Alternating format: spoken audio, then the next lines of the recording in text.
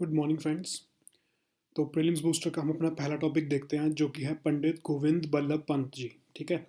तो ministry of housing and urban affairs ने अभी रिसेंटली इनका एक स्टैचू जो है उसको अनवील किया है। एक्चुअली ये स्टैचू पहले पार्लियामेंट में लगा हुआ था और इसको अब रिलोकेट करके दूसरी जगह पर एक तरह से लोकसभा मार्ग पर वहाँ पर इसको लगाया गया है। ठीक है। तो इसको अभी रिसेंटली इनाग्रेट किया है हमारे union minister for housing and urban affairs ने। तो इनके बारे में हम थोड़ा सा देख लेते हैं कि कौन थे ये गोविंद बल्लभ पंत जी। ठीक है। तो ये एक लॉयर थे और इंडियन फ्रीडम फाइटर थे। सबसे पहले 1921 में ये इलेक्ट हुए थे United provinces of Agra and Awadh की लेजिस्लेटिव असेंबली में।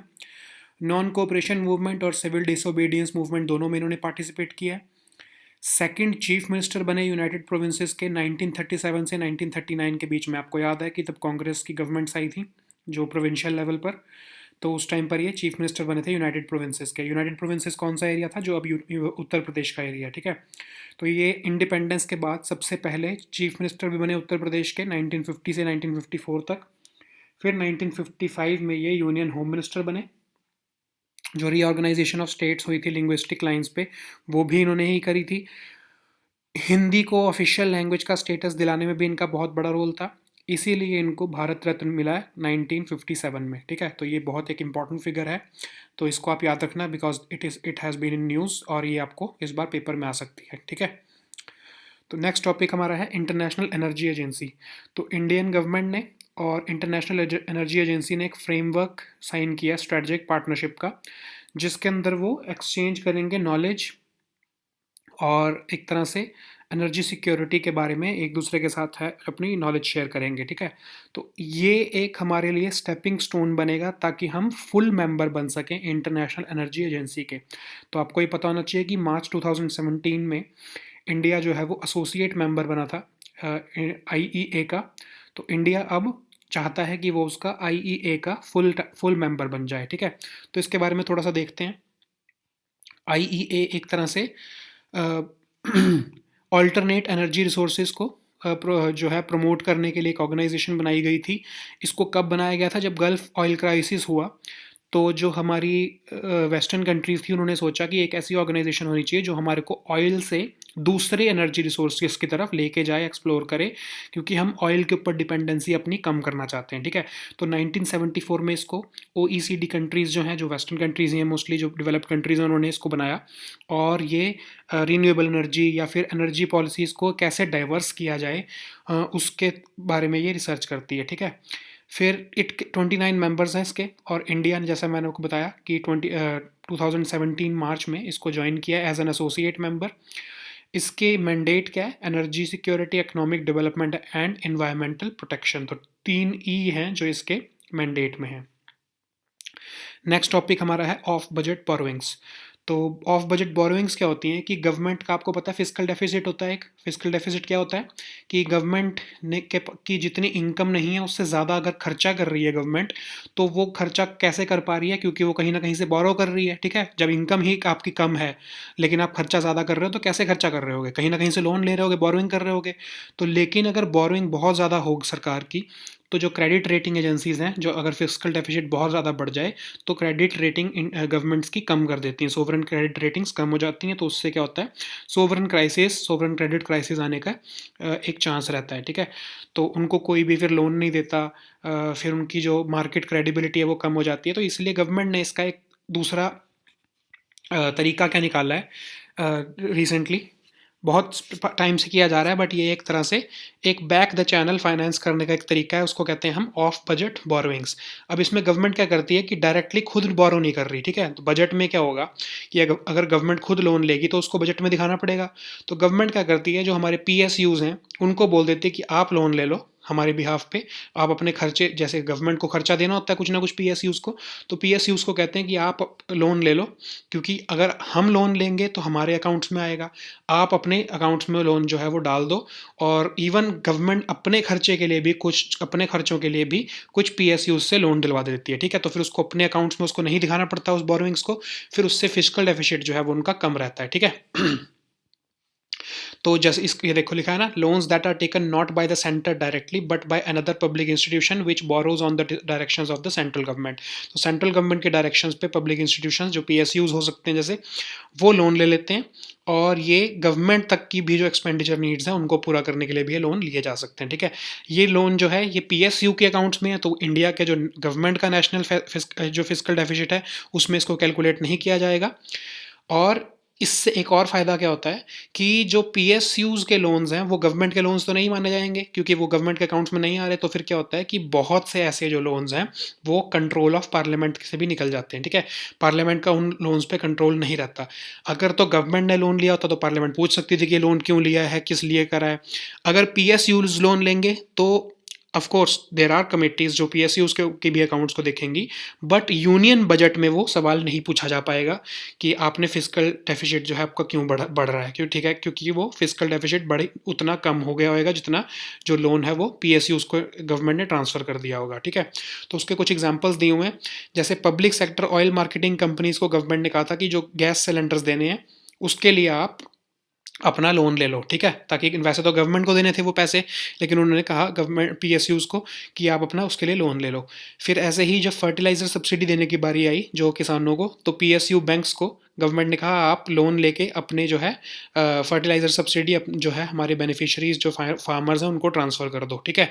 ऑफकोर्स गवर्नमेंट उनको बाद में दे देगी वो पैसा, बट जो है ये जो लोन्स हैं ये गवर्नमेंट के अकाउंट में कैलकुलेट नहीं होंगे।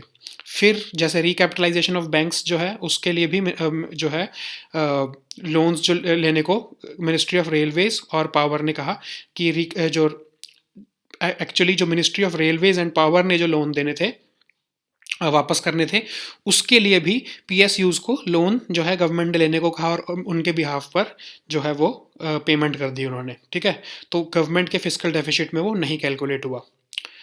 तो नेक्स्ट हमारा टॉपिक है कॉरपोरेट सोशल रिस्पॉन्सिबिलिटी। अब कॉरपोरेट सोशल रिस्पॉन्सिबिलिटी आपको पता है क्या होता है कि जो भी कंपनीज जो जिनकी 500 करोड़ तक की नेटवर्थ है या फिर उससे ज़्यादा है, या उनके जो टर्नओवर है होती है, टर्नओवर क्या होती है, जो सेल्स होती हैं, जैसे आपको पता है कि मेरी मतलब समझ लो मैं कह सकता हूँ कि मेरी जो सेल्स है, जो मेरे सामान कितना बिका है, मतलब 1000 करोड़ या उससे ज़्यादा का सामान बिका है, तो भी उस कंपनी वो भी कंपनी जो है उसको भी सीएसआर की ऑब्लिगेशन होती है, और जिनके या फिर नेट प्रॉफिट जो है वो 5 करोड़ या उससे ज़्यादा का हो, उन कंपनीज़ को सीएसआर जो है वो कंप्लायंस करनी पड़ती है। अब सीएसआर होता क्या है, वो कहते हैं कि आपको अपने पिछले 3 साल के एवरेज प्रॉफिट्स का 2% जो है वो खर्चा सोशल रिस्पॉन्सिबिलिटी में खर्च करना होगा। मतलब आपको समझ लो स्कूल्स बनाने पड़ेंगे या कोई सोसाइटी के लिए कुछ काम में पैसा लगाना पड़ेगा। कौन कितना पैसा, 2% of average profits of previous 3 years, ठीक है। तो जो पिछले 3 साल का एवरेज प्रॉफिट है उसका 2% जो है उतना खर्चा, ये इतनी बड़ी जो कंपनीज हैं इन सबको सोसाइटी की जो है ऑब्लिगेशंस पूरी करने में, जो सोसाइटी की तरफ उनकी जिम्मेदारियां हैं उसको पूरा करने के लिए खर्चा करना पड़ेगा, ठीक है। तो ये इंडिया में ही होता है, ऐसा और किसी कंट्री में अभी तक नहीं है। इंडिया ने ही ये कंसेप्ट जो है ये शुरू किया है कॉर्पोरेट सोशल रिस्पॉन्सिबिलिटी का, ठीक है। बहुत टाइम से चला आ रहा है ये। तो ये इसके अंदर कुछ अमेंडमेंट हुई है अभी रिसेंटली, तो ये इसके बारे में हम देख रहे हैं अब, ठीक है। तो उन्होंने अब क्या कहा है कि मल्टी ईयर प्रोजेक्ट्स में जो ये सीएसआर के जो आपके प्रोजेक्ट्स चलते हैं जो कंपनीज़ के, जो मल्टी ईयर, जो मतलब ऐसे समझ लो स्कूल वगैरह अगर बना रही हैं कंपनीज़, तो वो ऐसा तो नहीं होगा कि वो एक ही साल में बन जाएगा, ठीक है, या पिछले 2 साल में बन जाएगा, उसको टाइम लगेगा। तो गवर्नमेंट ने क्या कहा है कि उनको इम्प्लीमेंट करने के लिए जो आपका खर्चा आता है उसको आप कैरी फॉरवर्ड कर सकते हो, ठीक है, आप उसको गिन सकते हो अगले टाइम की आपकी सीएसआर रिस्पॉन्सिबिलिटीज़ में, ठीक है। तो उन्होंने क्या कहा है कि कंपनीज़ को अलाउ किया है कि आपका सीएसआर एक्सपेंडिचर जो 2% का जो एक्सपेंडिचर अगर फिजिकल ईयर में उससे ज़्यादा हो रहा है, समझ लो कि मेरी कंपनी की जो सीएसआर की जो लाइबिलिटी 1 करोड़ थी, ठीक है, लेकिन मैं ऑलरेडी 2 करोड़ रुपए खर्च कर चुका हूँ, ठीक है। तो मेरे को गवर्नमेंट क्या कहेगी कि आप एक्स्ट्रा खर्च कर चुके हो, उसको आप आगे के अगले 3 फाइनेंशियल ईयर में उसको आप सेट ऑफ कर सकते हो कि मतलब मैंने अगर इस साल 2 करोड़ खर्च कर दिया तो नेक्स्ट ईयर में चाहे 1 करोड़ जो मैंने खर्च करना था वो ना करूँ, ठीक है। ऑफकोर्स इतनी अमाउंट तो अलाउ नहीं किया, हम देखते हैं आगे कितनी रूल्स जो हैं उसमें लिमिट लगाई है, बट आपको समझाने के लिए मैंने अमाउंट्स की जो है उसके ऊपर कोई कैप नहीं लगाया, ठीक है। अब चेंजेस देखते हैं कि क्या गैप लगे हैं इसके ऊपर, कि कितना आगे फॉरवर्ड किया जा सकता है सिर्फ, ठीक है। गवर्नमेंट ने क्या कहा है कि जो भी जो कंपनीज़, अब जैसे क्या होता है कि जो बड़ी बड़ी कंपनीज़ होती हैं, जैसे रिलायंस या कोई भी आप बहुत बड़ी कंपनी की बात करो, तो वो क्या करती हैं, वो किसी और कंपनी को, जैसे चैरिटेबल ट्रस्ट वगैरह या कोई कंपनी को, ये अपनी जो CSR का जो काम है वो उनको सौंप देती हैं। जैसे ये समझ लो कि रिलायंस जो है वो कहती है कि मैं डायरेक्टली क्यों स्कूल्स वगैरह बनाऊं, मेरे पास इतना टाइम तो है नहीं है, मैं अपने क्यों रिसोर्सेज इतने खर्च करूं, तो वो एक कंपनी को एक तरह से आउटसोर्स कर देती हैं कि आप हमारी तरफ से जो हमारी CSR जो लाइबिलिटी है, हम आपको पैसा दे रहे हैं, इसमें से आप अपना खर्चा रख लो, आप हमारी तरफ से ये स्कूल बना दो, ठीक है। तो गवर्नमेंट ने अब क्या कहा है कि जो जो कंपनीज़ हैं वो सिर्फ सेक्शन 8 कंपनीज़ जो हैं उन्हीं को जो है CSR प्रोजेक्ट जो है वो ट्रांसफ़र कर सकती हैं, ठीक है। अब सेक्शन 8 कंपनी क्या होती है, जैसे पब्लिक चैरिटेबल ट्रस्ट होते हैं, ठीक है, या फिर जो नॉट फॉर प्रॉफिट, जो सेक्शन 8 कंपनी बेसिकली कौन सी होती है, नॉट फॉर प्रॉफिट कंपनी, ठीक है, जो प्रॉफिट कमाने के लिए काम नहीं कर रही हैं, जैसे चैरिटेबल ट्रस्ट वगैरह होते हैं हमारे जो, उन कंपनीज़ को ही आप सिर्फ ये CSR प्रोजेक्ट्स आप ट्रांसफ़र कर सकते हो, ये न्यू अमेंडमेंट कह रही है, ठीक है। तो अब क्या होगा कि बहुत से ऐसे प्राइवेट ट्रस्ट बने हुए थे जो कि प्रॉफिट भी कमा रहे थे इसके CSR के नाम पे, तो अब वो जो है प्रॉफिट नहीं कमा पाएंगे, उन सबको 1 अप्रैल तक अपने आप को सेक्शन 8 कंपनी बना के रजिस्टर करना पड़ेगा, या फिर अपने आप को पब्लिक चैरिटेबल ट्रस्ट बनाना पड़ेगा, और वो इस CSR प्रोजेक्ट से पैसा जो है वो प्रॉफिट नहीं कमा सकते, ठीक है। तो रिलायंस अगर समझ लो किसी कंपनी को अपनी CSR प्रोजेक्ट दे रहा है, जिसमें से वो पहले अपना खर्चा रख लेती थी या उससे प्रॉफिट भी बना लेती थी, अब वो कंपनी जो है वो उससे प्रॉफिट नहीं बना पाएगी, मैक्सिमम अपना खर्चा रख पाएगी, मतलब नॉट फॉर प्रॉफिट ऑर्गेनाइजेशन होगी वो एक तरह से, कि अगर 2 करोड़ रुपए का समझ लो प्रोजेक्ट जो रिलायंस ने बनाना था, वो उसने उस कंपनी को दे दिया कि तुम मेरी तरफ से बना दो, तो वो 2 करोड़ जो है वो उसमें से सिर्फ अपना खर्चा निकाल के, जितना उनका खर्चा हुआ है वो निकाल के, बाकी सारा पैसा उनको उस प्रोजेक्ट में लगाना पड़ेगा। अब ये क्यों किया जो है एक तरह से अमेंडमेंट, ताकि मैक्सिमम से मैक्सिमम जो है वो बेनिफिट जो है हमारी सोसाइटी तक पहुंच पाए, ठीक है। और क्या चेंजेस किए हैं, उन्होंने बोला किसी भी कंपनी का अगर CSR की ऑब्लिगेशन 10 करोड़ या ज़्यादा है रही है पिछले 3 फाइनेंशियल ईयर्स में, तो उनको एक इंडिपेंडेंट एजेंसी रखनी पड़ेगी इम्पैक्ट असेसमेंट के लिए, ठीक है, कि उन्होंने जो पिछले कुछ टाइम से CSR प्रोजेक्ट्स 10 करोड़ से ऊपर की अगर उनकी ऑब्लिगेशन थी, तो उन्होंने जो प्रोजेक्ट्स बनाए हैं तो उसका इम्पैक्ट जो है वो सोसाइटी पे क्या पड़ा है, ठीक है, तो उसके लिए एक इंडिपेंडेंट एजेंसी जो रखनी पड़ेगी कि वो इम्पैक्ट असेसमेंट करके दे उनको, ठीक है। उनके कितने प्रोजेक्ट्स, कौन कौन से प्रोजेक्ट्स की इम्पैक्ट असेसमेंट करेगी वो कंपनी, जिस प्रोजेक्ट का भी 1 करोड़ या 1 करोड़ से ज़्यादा का जो है खर्चा हुआ है, ठीक है। मतलब कि अगर रिलायंस का, मैं आपको एग्जांपल बार बार रिलायंस का ही दे रहा हूँ, कि अगर रिलायंस का CSR ऑब्लिगेशन 10 करोड़ या उससे ज़्यादा है, समझ लो 10 करोड़ ही लगा लो, ठीक है, 10 करोड़, चलो 20 करोड़ लगा लो, कि 20 करोड़ रुपए से ज़्यादा, मतलब 20 करोड़ रुपए का उनका CSR ऑब्लिगेशन बन रहा था रिलायंस का, तो उनके पिछले 3 साल का जो, अगर 20 करोड़ बन रहा था एक तरह से CSR ऑब्लिगेशन, तो उनके जितने भी 1 करोड़ रुपए से के ऊपर प्रोजेक्ट होंगे, वैसे उनके बहुत सारे प्रोजेक्ट हो सकते हैं, कोई 10 लाख का भी हो सकता है, कोई 1 करोड़ का भी हो सकता है, कोई 2 करोड़ का भी हो सकता है, कोई 4 करोड़ का भी हो सकता है, लेकिन जो 1 करोड़ से ऊपर के जितने भी उनके प्रोजेक्ट्स हैं, उन सब की इम्पैक्ट असेसमेंट कराना ज़रूरी हो जाएगा, ठीक है। और कंपनीज़ को 5% तक का अपना CSR एक्सपेंडिचर जो है, जो और अप टू इसके अंदर लिमिट लगा दी है 50 लाख तक की, वो इम्पैक्ट असेसमेंट का खर्चा दिखा सकती हैं CSR एक्सपेंडिचर के अंदर, ठीक है। तो CSR एक्सपेंडिचर उनको उनको इंक्लूड करने को मिलता है, समझ लो कि 20 करोड़ की अगर मेरी एक तरह से, जैसे मैं आपको एग्जांपल ले रहा था रिलायंस का, कि अगर उनके 20 करोड़ रुपए की इम्पैक्ट CSR की ऑब्लिगेशन थी, तो उसको इम्प्लीमेंट करने में भी उनका खर्चा होगा, मतलब अगर वो स्कूल बना रहे हैं या उसको इम्प्लीमेंट कर रहे हैं, कुछ लोगों की सैलरी दे रहे होंगे, कुछ कंपनीज़ को एक तरह से आगे काम करवा रहे होंगे, तो वो 20 करोड़ तो उनका मैक्सिमम है टोटल, ठीक है। तो उसमें से क्या होगा कि 19 करोड़ ही वो प्रोजेक्ट लगा पाएंगे, 1 करोड़ तो उनका खर्चा होएगा उसको CSR के प्रोजेक्ट्स को इम्प्लीमेंट करने के लिए, तो उस 1 करोड़ के खर्चे के अंदर वो मैक्सिमम 5% जो है वो CSR एक्सपेंडिचर जो है वो, जो इम्पैक्ट असेसमेंट कराने में भी उनका कुछ खर्चा होएगा, तो वो उस एक्सपेंडिचर में इस इम्पैक्ट असेसमेंट के खर्चे को इंक्लूड कर सकती हैं। मैक्सिमम लिमिट लगाई है 50 लाख, और जो है वैसे 5% तक का जो खर्चा जो है वो इंक्लूड कर सकते हैं, ठीक है। नेक्स्ट टॉपिक हमारा है न्यू स्टार्ट। तो न्यू स्टार्ट एक ट्रीटी है जो US और रशिया के बीच में भी रिसेंटली दोबारा साइन हुई है, जिसको रिन्यू किया गया है। तो इसको 2010 में US और रशिया के बीच में साइन किया गया था, और ये किस किस चीज़ के लिए ट्रीटी बनाई गई है, जो हमारी एक तरह से स्ट्रेटेजिक आर्म्स हैं, उसको उसके ऊपर एक लिमिट लगाने के लिए ट्रीटी साइन की गई थी, ठीक है। तो ये अभी फरवरी 5 2021 को ही एक्सपायर हो जानी थी अगर इसको रिन्यू ना करते। तो जो यूएस प्रेसिडेंट जो अभी नए आए हैं, प्रेसिडेंट जो बाइडन, इन्होंने कहा है कि वो इसको 5 साल और एक्सटेंड करने के लिए रेडी हैं। तो रशियन पार्लियामेंट ने भी इसको भी रेटिफाई कर दिया कि yes we are also ready, 5 साल के लिए इसको अब एक्सटेंड कर दिया गया, ठीक है। तो इसके बारे में थोड़ा सा देख लेते हैं कि ये एक टाइम पर इस ट्रीटी को 5 साल के लिए एक्सटेंड किया जा सकता है। और ये लिमिट करता है कि रशिया और यूएस, रशिया अपने कितने मैक्सिमम न्यूक्लियर वॉरहेड्स रख सकता है, 1550, और यूएस कितने रख सकता है, 700, ठीक है। और दोनों कंट्रीज 800 से ऊपर intercontinental ballistic missile launcher, submarine launch ballistic missiles launchers and heavy bombers इससे ज़्यादा नहीं बना सकती, ठीक है। अब ये ट्रीटी किसके बीच में, सिर्फ यूएस और रशिया के बीच में, यूएस और चाइना के बीच में नहीं है ये ट्रीटी। मतलब कि वो जो है जो ट्रीटी है, चाइना जो है वो जितना मर्जी बना सकता है, उसके उसके ऊपर कोई ऐसी ऑब्लिगेशन नहीं है as with respect to us, ठीक है। ये एक बायलेटरल ट्रीटी है, ठीक है। इसके अंदर यूएस और रशिया एक दूसरे को ऑन साइट इंस्पेक्शन करने की भी इजाज़त देते हैं कि अगर रशिया को लग रहा है कि नहीं वो जो है यूएस क्या इस ट्रीटी की कोई वायलेशन तो नहीं कर रहा, तो वो ऑन साइट इंस्पेक्शंस भी करने के लिए जा सकता है एक तरह से यूएस के अंदर। सिमिलरली यूएस भी जा सकता है रशिया के अंदर। और इसके अंदर दो तरह की इंस्पेक्शंस हैं, टाइप 1 इंस्पेक्शन और टाइप 2 इंस्पेक्शन। ऑफ कोर्स आपको ये पढ़ने की, सिर्फ आप इसको ऐसे ही रीड कर लेना, आपको ये याद रखने की ज़रूरत नहीं है कि कौन कौन सी होती हैं, ये इतनी डिटेल में आपको याद रखने की ज़रूरत नहीं है। अब इसके अंदर एक क्लॉज है कि ऐसा ये ट्रीटी जो है वो कोई कंस्ट्रेंट नहीं लगाती टेस्ट करने के लिए, डेवलप करने के लिए या डिप्लॉय करने के लिए करंट या फिर कोई भी प्लान्ड यूएस का जो मिसाइल डिफेंस प्रोग्राम है, ठीक है, या फिर लॉन्ग रेंज कन्वेंशनल जो हमारे इनके मिसाइल के प्रोग्राम है, ठीक है।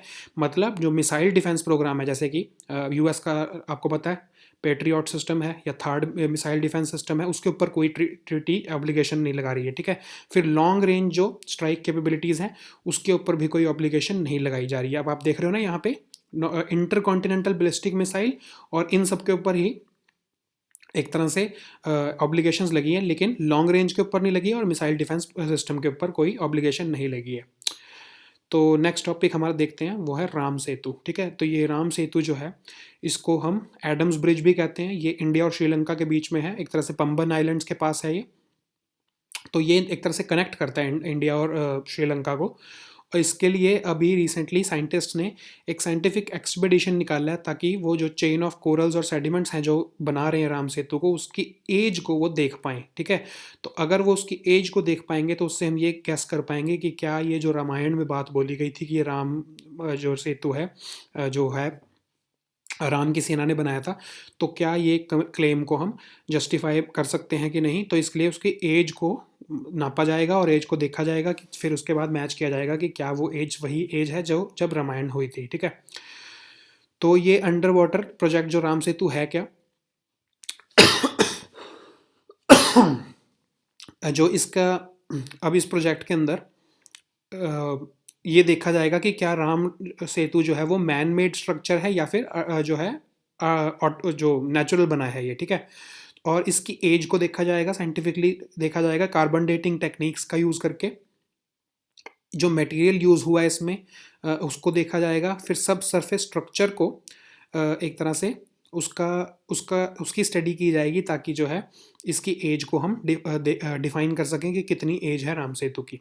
अब क्या टेस्ट किए जाएंगे ये देख लेते हैं। दो तरह के टेस्ट होंगे। पहली बात तो टेस्ट किस चीज़ के लिए किए जा रहे हैं, ओशन फ्लोर की स्टडी की जाएगी ताकि हमको पता लग सके कि जो इसका सरफेस है वो कितना पुराना है, ठीक है। तो दो तरह के ऐसे टेस्ट होंगे, एक तो साइड स्कैन सोनार और एक सीलो सिस्मिक सर्वे।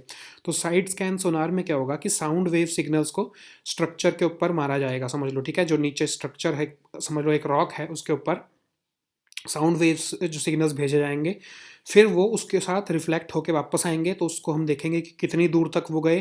फिर उससे पता लगेगा एक तरह से अंदर समझ लो एक रॉक है, ठीक है, उसके अंदर हम साउंड वेव के सिग्नल्स मारते हैं तो हमको उनका पता लगेगा कि स्ट्रक्चर कितना है, कितना बड़ा है। कार्बन डेटिंग टेक्निक्स आपको पता होगी ना कि कार्बन डेटिंग टेक्निक्स में क्या होता है कि एक पत्थर समझ लो कि कितना पुराना है, उसको देखने के लिए हम उसकी लेयरिंग को चेक करते हैं कि कितनी ज़्यादा उसके अंदर लेयरिंग है, उससे हमें पता लग जाता है कि उसकी एज कितनी है।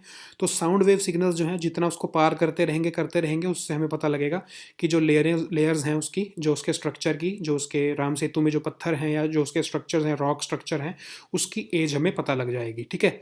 फिर ऐसे ही सीलोसिस्मिक सर्वे है। माइल्ड अर्थक्वेक जो है वो शॉक्स, छोटे छोटे माइल्ड अर्थक्वेक के ट्रेमर शॉक्स जो हैं वो डाले जाएंगे शैलो डेप्थ्स पे। फिर उससे क्या होगा कि ये शॉक वेव्स जो होंगी जनरेट होंगी, समझ लो रॉक के अंदर शॉक वेव्स जनरेट होंगी। फिर जो वो रिफ्लेक्ट करके या रिफ्रैक्ट करके सिग्नल्स भेजेंगी, उससे इंस्ट्रूमेंट्स जो है वो बता देंगे कि कितना ये जो है इस जो पत्थर की या इस सरफेस की कितनी एज है। ठीक है। तो इससे हमको एज का पता लगेगा। ठीक है। तो ये आज के हमारे टॉपिक्स थे। We'll meet next time with new topics. Until then good bye and take care.